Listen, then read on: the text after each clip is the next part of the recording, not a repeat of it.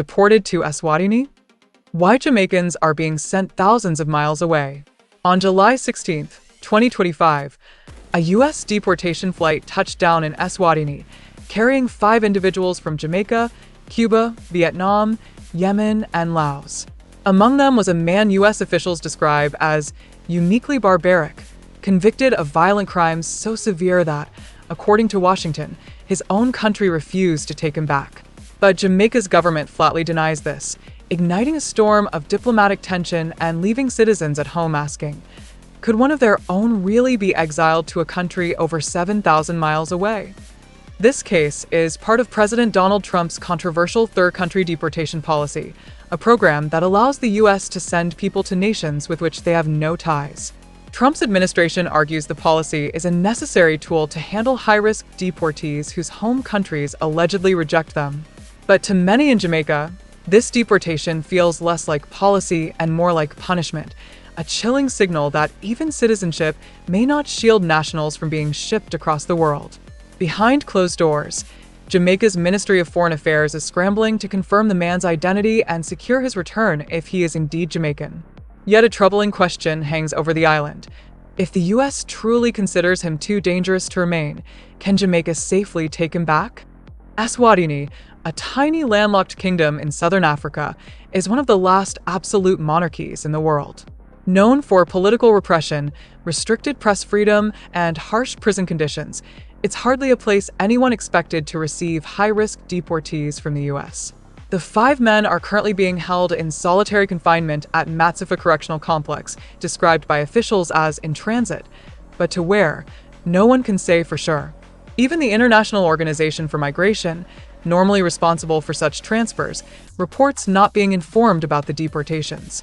Human rights groups warn that sending individuals to countries with no cultural, familial, or historical connection violates international norms and exposes them to potential mistreatment. Critics also question whether Eswatini was chosen because it lacks the diplomatic clout to refuse. For Jamaica, the optics are damaging. The very idea that a Jamaican citizen could be deported to an unfamiliar kingdom highlights the imbalance of power in U.S. Caribbean relations. To many, this case demonstrates how small nations can lose control over their citizens' fate once the U.S. decides to act. This is not the first time Trump's administration has used third country deportations to deal with individuals it deems dangerous. Over the past year, deportees have been sent to countries as varied as South Sudan, Rwanda, Kosovo, Costa Rica, and Panama. Critics argue the program bypasses due process and shirks U.S. obligations under international law, all while offloading high-risk individuals on nations that may lack the resources to manage them. U.S. officials defend the policy as a necessary step to protect Americans.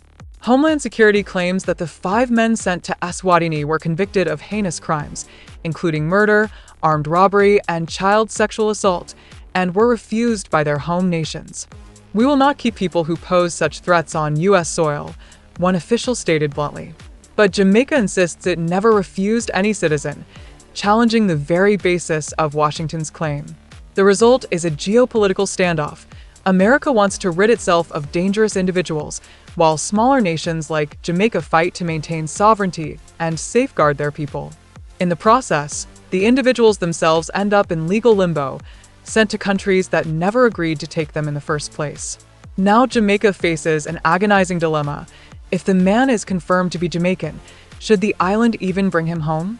International law says yes, but security concerns loom large.